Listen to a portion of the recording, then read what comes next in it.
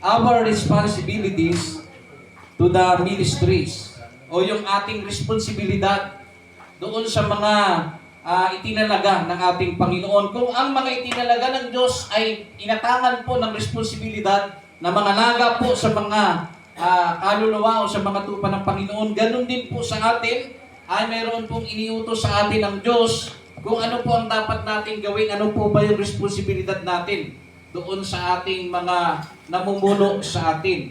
Sa pagbubukas po ng aral ni Kristo about sa our responsibilities to the ministry, tingnan muna natin ang Romans chapter 13 verse 1 hanggang 2. Ang bawat kaluluwa ay pasakop sa matataas na kapangyarihan, sapagkat walang kapangyarihan na hindi mula sa Diyos, at ang mga kapangyarihang yaoy hinirang ng Diyos. Number 2. Kaya nga't ang sumasalangsang sa kapangyarihan ay sa utos ng Diyos sumasalangsang, at ang nagsisisalangsang ay magsisitanggap ng kahatulan sa kanilang sarili. Mga kapatid, ito po ay aral na isinulat sa mga taga-Roma sa ating mga mananampalataya na kung saan itinuturo sa atin na ang bawat kaluluwa, tayo po na mga taong nabubuhay, ay magpasakop sa mga matataas na kapangyarihan. Sa ating bansa, may presidente, may mga mayor, may mga kung sino-sino po dyan. At gayon din mga kapatid sa spiritual, ay nagtatag din ang Diyos na mamamahala o mag-overseer, mga kapatid, sa atin. So, sa kabuuan, mga kapatid, in general, sa labas pa ng iglesia at sa loob ng iglesia, realidad po na mayroon pong mataas na kapangyarihan. Ito po yung namumuno sa atin. At sinasabi na Biblia, sapagkat walang kapangyarihan na hindi mula sa Diyos. So lahat po ng ating mga namumuno sa atin, sila po'y inilagay ng Diyos, yan po ay mula sa Diyos. So kapag ang Diyos ay naghirang, mga kapatid, hindi po siya pwedeng magkamali sa kanyang hinirang. Pero ang hinirang pwedeng magkamali. Hindi dahil sa option niyang magkamali, kundi pag hindi siya nagbantay sa kanyang sarili, magkakamali at magkakamali siya. Hindi lahat ng ating naririnig ay dapat nating sundin. Dahil meron pong isang bagay na kung saan hindi natin ito matatakasan, may inutos sa atin ng Diyos, personal para sa atin. Ano man ang nangyayari sa ating paligid at ano man ang sabihin ng tao, kailangan mag-focus po tayo doon sa iniutos sa atin na siyang hindi po nagawa ni Haring Saul. Nakinig siya sa mga tao. Nagalit mga kapatid ng Diyos. At si Samuel, mga kapatid, ay sinabihan siya. Nalulugod baga ang Diyos sa ganung bagay? Sabi, masigit ang pagsunod kaysa alinmangandog. Mahalaga ang pakikinig. Yan ang sabi ni Samuel sa kanya, mga kapatid. Ngunit ang nangyari, hindi po sinunod ni Haring Saul ang utos ng Diyos. Pero ang welcome niya, mga kapatid, o ang kanyang pagkakasabi, sinunod ko ang utos ng Diyos, sabi niya. Tingnan nyo ang ganda ng kanyang intensyon na magtira ng hayop para ihandog sa Diyos. Kasi ang gaganda ng hayop, panghandog talaga siya. Kasi ang Diyos kasi, gusto niya inahandugan siya. Pero tatandaan natin, hindi lahat ng handog nakalulugod sa Diyos. Kahit sabihin mong napakaganda nito para sa Panginoon, kung hindi niya yan hiningi at hindi niya yan inutos na ibigay mo sa Kanya, mga kapatid, sasablay ka niya. Ngayon, mga kapatid, ano po ang nangyari? Nawala sa Kanya ang pagkahari. Nagkamali po ba ang Diyos sa pagpili sa Kanya? Hindi po nagkamali. Ang nagkamali, mga kapatid, sa kabuuan ay si Saul. Dahil nakinig nga siya, napakinggan niya, pero ang application niya, hindi niya po, mga kapatid, nagawa ang nararapat na application na patayin ng lahat dahil nakinig siya sa kanyang mga tao. Doon mo makita, mga kapatid, na ang Diyos ang nagbibigay ng kapamahalaan, siya din ang may karapatang bumawi. Amen. At gusto ko iklaro sa inyo, hindi siya pwedeng magkamali pag siya po ay naghirang na mamumuno, magpahari, mapapresidente, mga kapatid. Kaya ka pribilehiyo yan. Ang ating presidente na si Bongbong Marcos, mga kapatid, buong tao bumoto sa kanya. Diba? 31 million kung di ako nagkakamali. Yan ang boses ng tao. Siya ang iniluklok, mga kapatid ng Diyos. Siya ang hinirang. So kailangan natin siyang sundin bilang presidente. Hindi porket marami kang ayaw sa kanya, marami siyang negatibo. Tama? Marami po siyang issue ngayon. Pero hindi nawawala sa kanya yung otoridad ng pagiging presidente. Ano man ang kanyang background sa personal, wala tayong pakidong.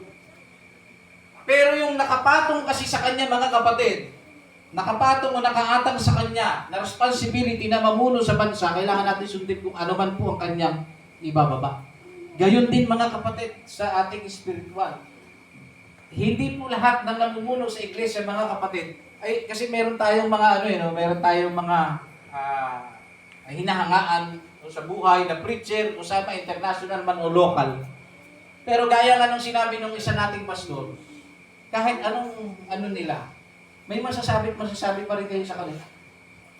Kahit anong hanga mo dyan, subukan mo sumama sa kanya ng 1 linggo, may masasabi ka sa kanya. Bakit po? Wala po kasing perfecto na namamahala. May masasabi ka sa kanya. Maaaring pag umiisa, hindi siya nagbubuhos, may masasabi ka. Pero dahil ba sa hindi siya nagbubuhos, hindi ka susunod sa kanya? Kung ang sinasabi niya ay nakasulat sa Biblia. Nakukuha ninyo, mga kapatid, ano man ang negatibo sa buhay ng isang namumuno, mga kapatid, labas ka na doon. Hindi nawawala ang pagkapili sa kanya ng Diyos, ang binigay sa kanya na responsibility na pamunuan kayo, mga kapatid.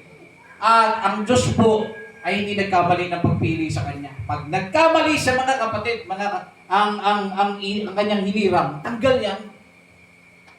Ganun din sa realidad sa trabaho, kahit anong galing mo, pa-absent ka, tanggal ka.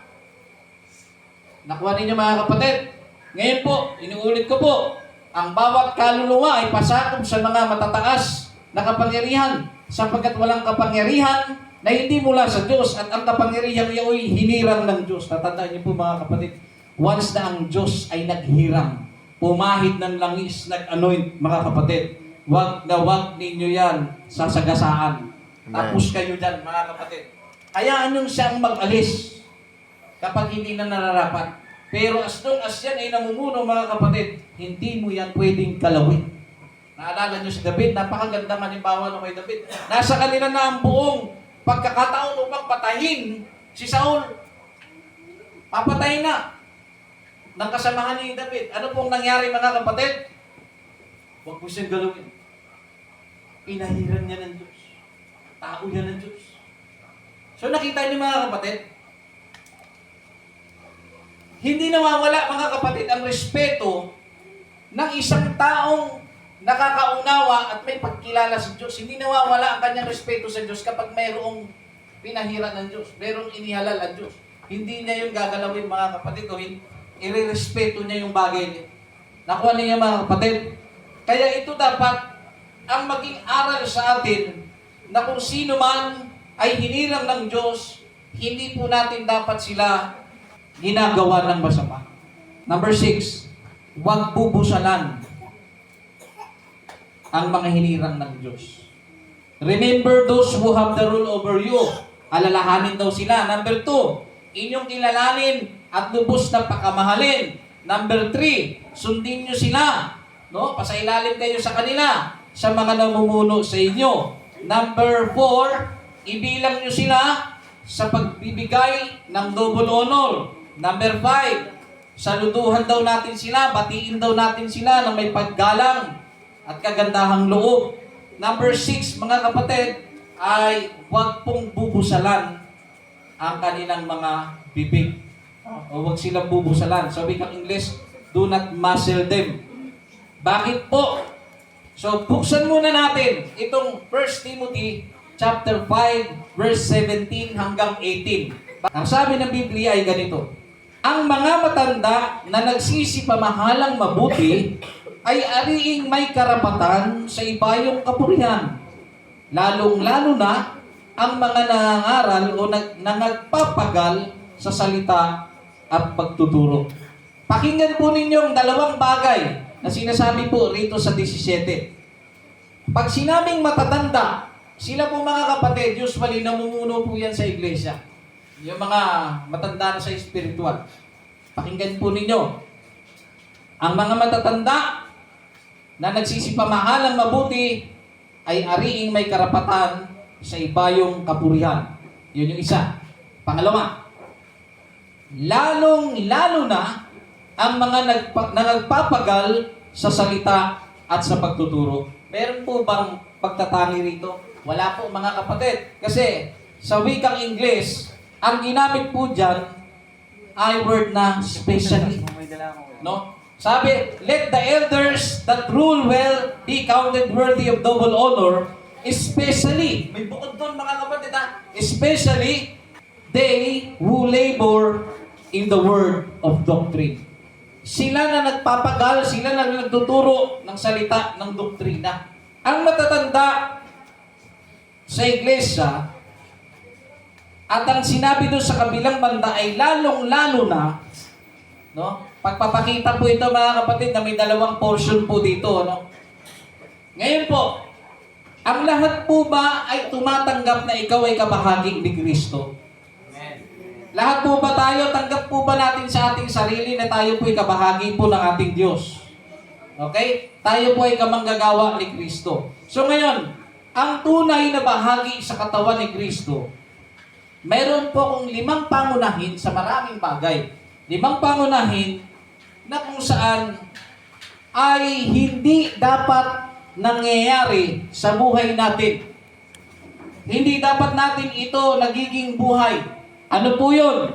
Dahil ang utos sa atin, ibilang ng double honor mga kapatid ang namumuno sa atin, una sa listahan, huwag po natin silang babastusin sa anumang paraan o uri ng pambabastos. At anuman ang ibinababa ng namumuno sa inyo na para sa ikabubuti ng iglesia, hindi nyo pinapansin mga kapatid, yan po ay mga uri ng pambabastos. So yan po dapat ay hindi namumutawi sa isang tupa ng Diyos. Dapat nakikinig tayo. Pangalawa po mga kapatid na hindi dapat sumasapit sa atin. Yung tinatawag na disrespect. Pag sinabing disrespect mga kapatid, pumapasok dito, siyempre yung kawalan ng respeto, hindi sumusunod. Ganun yan eh. Diba sa mga magulang, pag nagagalit sa kanilang mga anak, aba, wala ka ng respeto sa magulang mo. Nagagalit ang iyong mga magulang. So, ang pag-disrespect mga kapatid in generalize, alam nyo rin po yan mga kapatid at hindi po dapat natin yan ginagawa sa namumuno sa atin. Number 3, kapag hindi natin gusto ang namumuno sa atin, ay nagkakaroon po tayo ng tinatawag na pagre-rebelde. Sa madaling salita, kinakalaban po natin ang mga namumuno sa atin. Hindi niya dapat ito ginagantihan. Yan. So ito po mga pangunahin, nangyayari po kasi ito mga kapatid. Gagantihan mo sa maraming paraan, maaaring hindi ka susunod mga kapatid sa kung ano man po ang ibinibigay sa iyo, ano man po ang inuutos sa iyo, ano man po ang iyong ministry, hindi mo sa sinusunod, binabaliwala mo sa mga kapatid. Ang paraan ng iyong pagganti ay hindi ka gagawa, hindi ka gaganap. Ano? Number 5, yung tinatawag na pag-ignore o yung pagbabaliwala. Hindi po nagbibigay ng pansin sa kanilang mga leader. Pakinggan niyo po ito mga kapatid. Sinabi na, binasa natin, wala pong kapamahalaan na ibinigay ng Diyos na hindi galing sa Kanya. Hinirang niya ng Diyos. So iwasan po natin mga kapatid sa loob ng iglesia. Kapag mayroon pong sinasabi ang ating mga leaders, kapag mayroon pong pagmi-meeting ang mga leaders, kung bahagi ka ng katawan ni Kristo, mga kapatid, dapat nakikiisa ka. Dapat ikaw, mga kapatid, ay active. Dapat nakikiisa ka, nagre-response ka dapat. Kasi kung ikaw ay bahagi ni Kristo, nagre-response ka. Hindi may pwede mga kapatid na may sarili kang plano, may sarili kang gusto, may sarili kang gustong gawin. Hindi may pwede yun. Buksan natin ang isip natin, naglagay at nagtalaga ang Diyos na namumuno sa atin at galing yun sa Kanya. At anuman po ang ibinababa ng mga leaders po natin, yan po ay hindi para sa kanila, kundi para sa kabuuan ng iglesia. At kung ikaw ay bahagi ng katawan ni Kristo, dapat ikaw po mga kapatid ay active. Dapat ikaw po ay nakikibahagi. Hindi ba pwede mga kapatid, kapag ka meron lang outing, bigla ka na lang lilitaw. Sa ganung bagay, active ka. Sa spiritual na bagay, hindi. Kaya nga mga kapatid, isipin nyo na lang ang katawan ninyo. Ang dalawang kamay ninyo hindi active. Paano kayo kakain? Gustong-gusto na, nagtatawag na ang tiyan mo na, gusto niya nang kumain. Ang ulo, nag-uutos na sa kamay, kasi yan ang nagkukuman sa lahat ng bagay. Kahit anong command ng isip, kapag ang dalawang kamay ayaw, hindi yan makakakain. Nakuha ninyo mga kapatid. Nakikita nyo yung may mga stroke na hindi may galaw talaga? Kahit nandoon ang kanilang pagnanais na pagalawin ang kanilang mga kamay para makakain, wala silang magawa dahil paralisado ang kanilang mga kamay.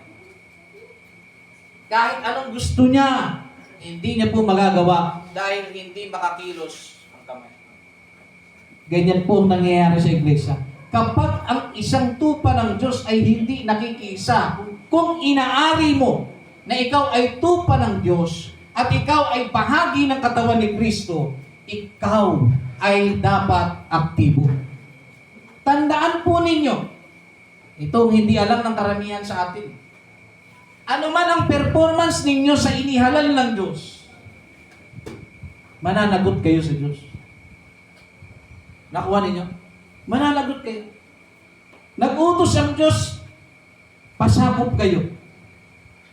Sa tingin nyo po ba ang leader po sa loob ng iglesia, kaya niyang ituro kung sino nagpapasakop? Tingin nyo? Kaya niya o hindi? Posible po ba mga kapatid na matrace ng leader sa iglesia kung sino nagpapasakop? Posible. Kung yung leader alam, lalo na yung naglagay sa kanya. Nakuha ninyo mga kapatid. Tapos, wag sanang mangyari na hindi po tayo nakikipag-cooperate doon sa inihalal ng Diyos, tapos ang buhay mo. Bakit? Akala mo naglilingkod ka pa sa Diyos, pero totoo nagre-rebelde ka na. Kaya wala pong nabubuo, walang natatapos, walang magandang nangyayari sa isang iglesia kapag ka ang isang miyembro o ang mga miyembro mga kapatid ay hindi nakikipag-cooperate, hindi nagiging active, wala pong paroroonan mga kapatid ang iglesia. Sa rapture na lang tayo magkakaalaman.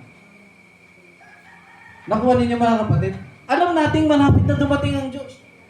Pero yung paglilingkod natin sablay-sablay, akala kasi natin, ang kabuuan ng paglilingkod, dadalo ka, magtataas ka ng kamay, mag-worship ka, dapat lang talaga yun.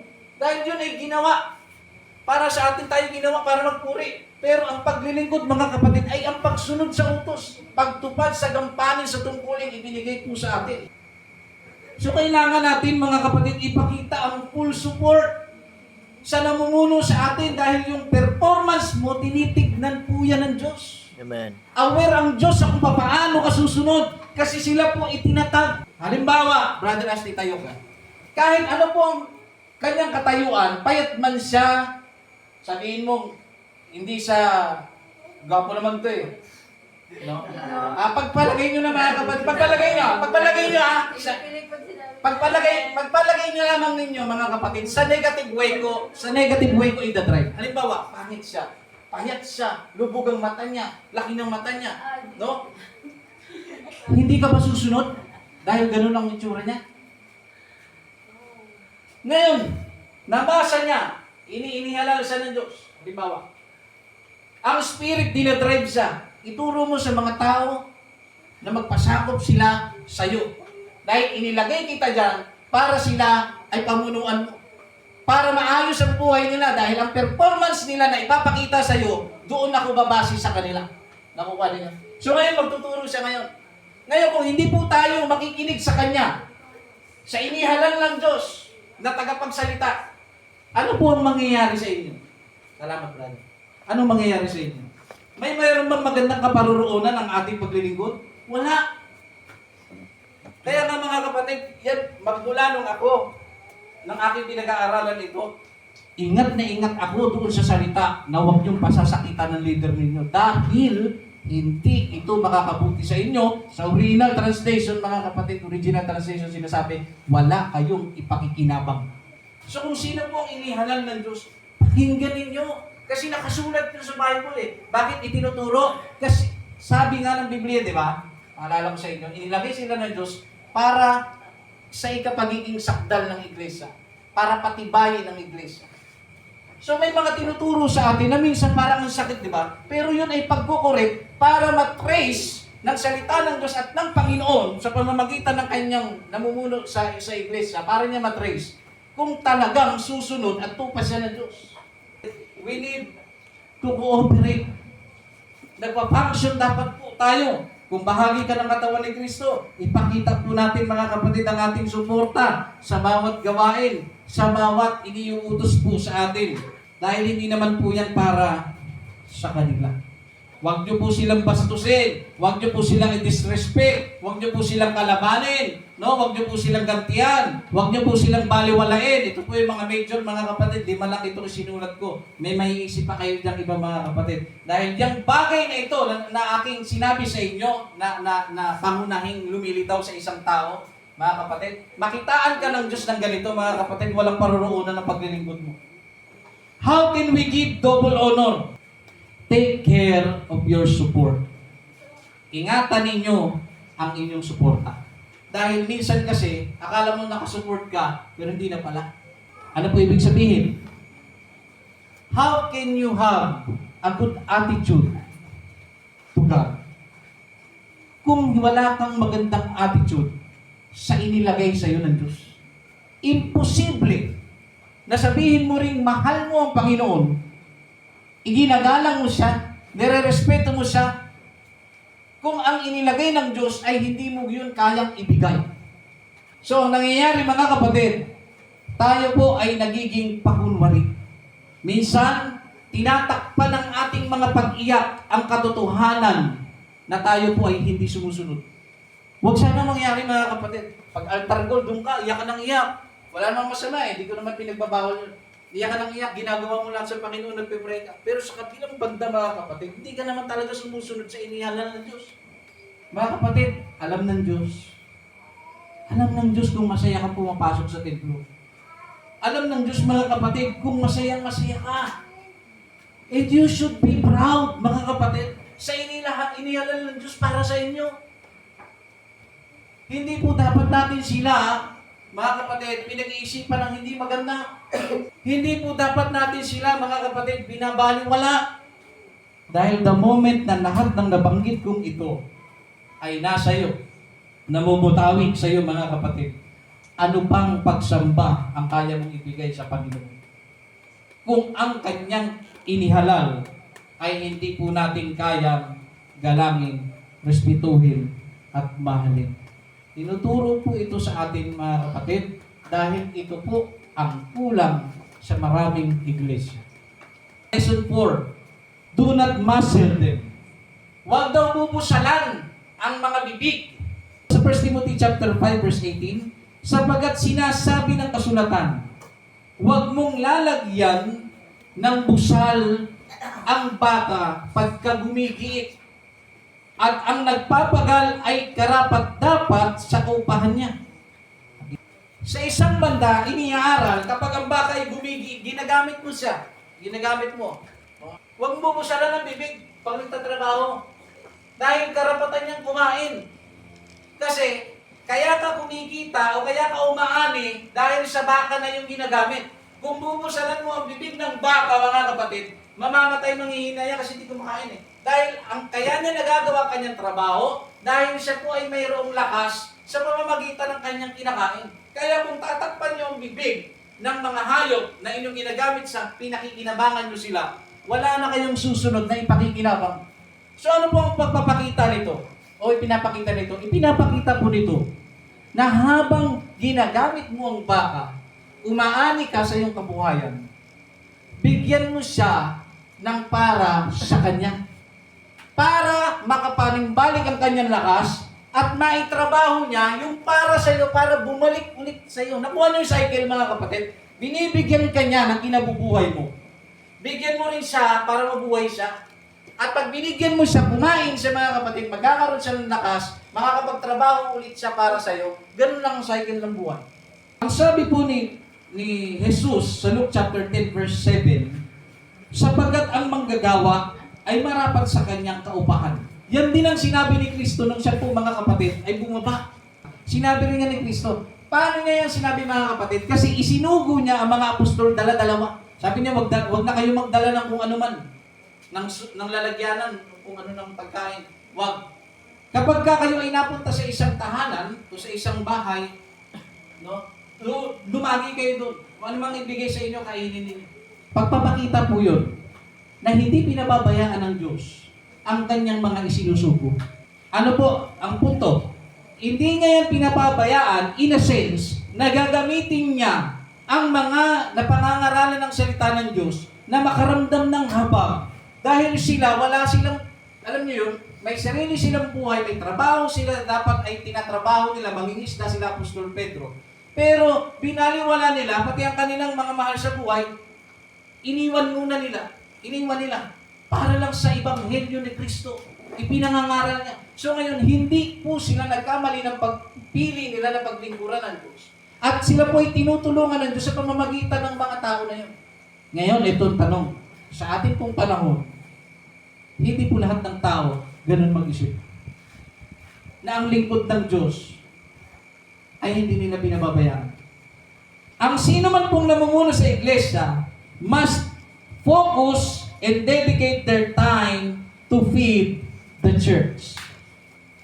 Tandaan niyo po, pag ang Diyos po ay pumili at humirang, responsibilidad ng pinili na kanyang kalimutan ang kanyang sarili para pakainin ang iglesia ng Diyos. Nakuha niyo mga kapatid? Pag sinabing pakainin sila ng salita ng Diyos ng kaalaman para sila po ay tumibay, lumago at maging sakdal.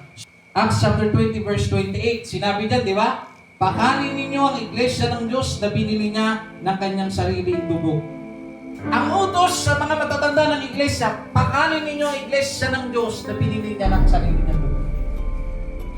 Ang ating mga magulang, nung tayo'y bata pa, nagtatrabaho, etc., to produce ng pagkain, kahit pagod si nanay, lulutuin ang pagkain para mabigyan ka ng masarap na pagkain. Masakit sa ating mga magulang na sila nagtrabaho, sila na po nagluto, mga kapatid, and after na maluto, nung naghain, wala ka sa pagkainan. Ano po punto? Magagawa lamang po namin ang aming mga tungkulin na pakanin ng iglesia kung sa oras na kami ay magpapakain, naroon ang tupa. Masuserve namin ang purpose namin kung sa oras ng pagpapakain nandoon ang tupa. Kasi po mga kapatid, ang isang dahilan kung bakit marami po sa ating panahon walang habas, walang takot mga kapatid na sumagot pa sa kanilang mga leader dahil sa kakulangan sa tamang pagkain. Sa kakulangan sa tamang nutrisyon ng kinakain. Dahil sa oras ng pagkain, wala ang mga tupa. Kaya kung ang ikaw po ay nandoon sa oras ng pagkain, kumain ka ng maayos, kumain ka ng tama, hanggang mabusog ka, nang sa ganun dumating ka sa kasakdalan at sa pagiging matibay na hindi mo na magawa, iisipan man ng masama, igawan man ng masama, igawan man mga kapatid na hindi maganda ang leader. Oras ng pagkain, kumain. Ipakita natin ang ating sarili na kumakain tayo. Kasi kung hindi po tayo kumakain ng salita ng Diyos na inihanda sa atin, hindi po tayo titibay, hindi tayo lalago, hindi tayo magiging sakdal sa harapan ng Diyos. Na sa namin ginagawa dahil inuusunod sa amin, pakanin ang iglesia. Pero wala kaming magagawa sa tuwing magpapakain kami kung ayaw kumain ng tupa. Kung ayaw magpakita ng tupa. Kung ayaw magsamba ng tupa. Wala kami magagawa. Pero ginagawa namin ang aming kaya, tuon na lamang sa mga natitira. At sa mga natitira, mga kapatid, kumain kayo ng maayos.